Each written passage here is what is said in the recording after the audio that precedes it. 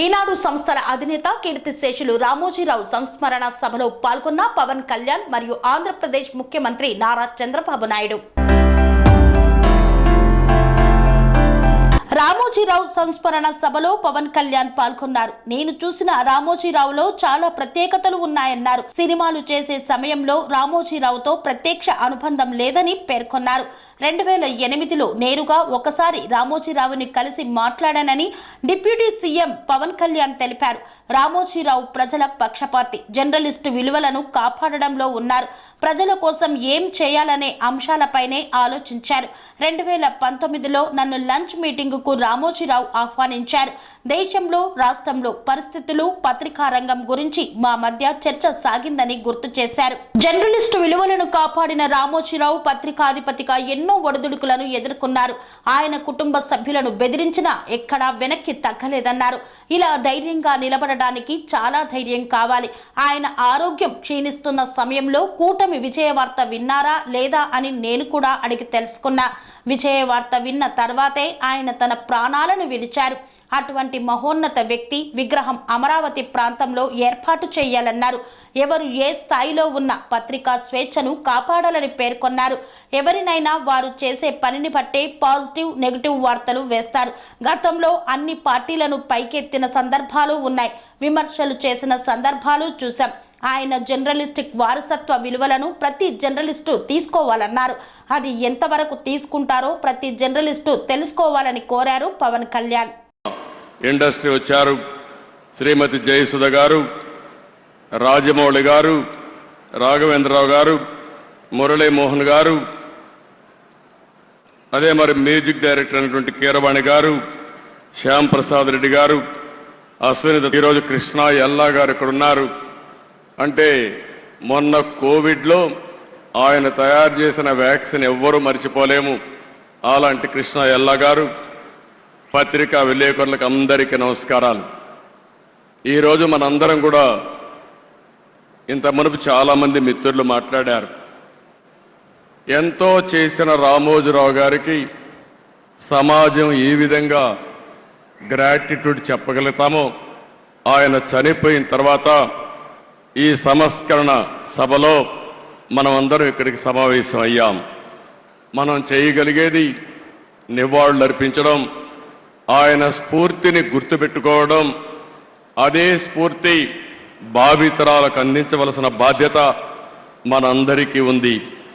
రామోజీరావు గారిని చూస్తే ఇదే జిల్లా, ఇదే ప్రాంతంలో పుట్టారు. పెదపారపూడి, ఒక చిన్న గ్రామం, మామూలు కుటుంబం. కానీ ఒక వ్యక్తి అచంచలమైన విశ్వాసంతో ఏ విధంగా ఎదిగాడో దానికి ఒక ఉదాహరణ రామోజీరావు గారు అని చెప్పి కూడా నేను మీకు తెలియజేస్తున్నా. ఒకే ఒక ఎన్టీఆర్ ఉంటాడు, ఒకే ఒక రామోజీరావు గారు ఉంటారు. వారిని ఎవ్వరు కూడా జీవితంలో అధిగమించలేరు.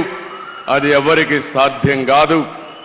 అలాంటి ఒక అసాధారణ శక్తి. ఆయన ఒక వ్యక్తి కాదు, ఒక వ్యవస్థ. అలాంటి వ్యవస్థను నిర్మాణం చేసిన వ్యక్తి రామోజీరావు గారు. ఆయన ఒకసారి చూస్తే ఏ రంగం తీసుకున్నా ఆ రంగం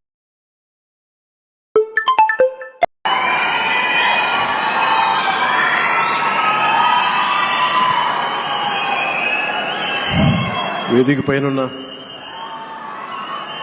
గౌరవ ముఖ్యమంత్రి శ్రీ నారా చంద్రబాబు నాయుడు గారికి,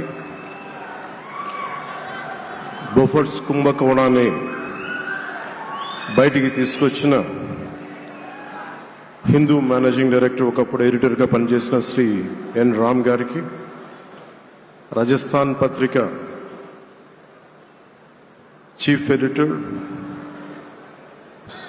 ఓనర్ అయిన శ్రీ గులాబ్ కొఠారి గారికి, రామోజీరావు గారు నాకు సినిమాలు ఉన్నా కానీ నాకు పరిచయం లేదు. ముందు షూటింగ్ ఆయన స్టూడియోస్లో చేసినా కానీ ఫస్ట్ టైం పాలిటిక్స్కి ఎంటర్ అయిన తర్వాత 2008లో ఆ సమయంలో ఆయన కలవటం జరిగింది. ఆయన మాట్లాడిన విధానం చాలా నిక్కచ్చిగా, ప్రజల పక్షపాతాన్ని ఆయన మాట్లాడుతున్నంతసేపు నాకు మైండ్లో ఒకటి అనిపించింది, మనసులో జర్నలిస్టిక్ వాల్యూస్ని కాపాడటానికే ఆయన ఉన్నారు. ప్రజాక్షేమం, ప్రజా సంక్షేమం, ఈ పర్స్పెక్టివ్లోనే, ఈ కోణంలోనే ఆ చర్చ జరిగింది. నన్ను ఒకే ఒకసారి ఆయన 2019లో ఒక లంచ్కి ఆహ్వానించారు వారి కుటుంబ సభ్యులతోటి. ఆ రోజు ఆయన మాట్లాడింది దేశ పరిస్థితులు, ముఖ్యంగా పత్రికా స్వేచ్ఛ గురించి, పత్రికా రంగం ఎంత కీలకమైంది, ఆయన ఎప్పుడూ కాంప్రమైజ్ అవ్వలేదు. ఒక విషయం చెప్పాలి అంటే అది తనకు తెలిసిన వారు అవ్వచ్చు, తన సన్నిహితులు అవ్వచ్చు, స్నేహితులు అవ్వచ్చు, కుటుంబ సభ్యులు అవ్వచ్చు, జనం కోసం వచ్చేటప్పటికి నిష్పక్షపాతంగా చాలా నిర్దాక్షిణ్యంగా ఉంటుంది ఆయన ఆలోచన పరిధి. అది Sun Life multi speciality hospital ప్రజలకు నిరంతర వైద్య సేవలు అందిస్తున్న hospital. Diabetology, stem cell physician లో ఇండియాలోనే మొదటి డాక్టర్ గా పేరుగాంచిన డాక్టర్ విజయ్ భాస్కర్ గారు అత్యాధునిక విజ్ఞాన పరిజ్ఞానంతో అంతర్జాతీయ ప్రమాణాలతో సామాన్యులకు సైతం అందుబాటులోకి తెచ్చారు Sun Life multi speciality hospital ను.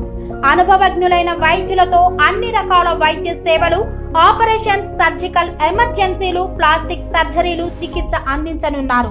24 గంటలు అందుబాటులో ఫార్మసీ మరియు అంబులెన్స్ సౌకర్యం కలదు. సంప్రదించండి Sun Life multi speciality hospital, Dammaiguda.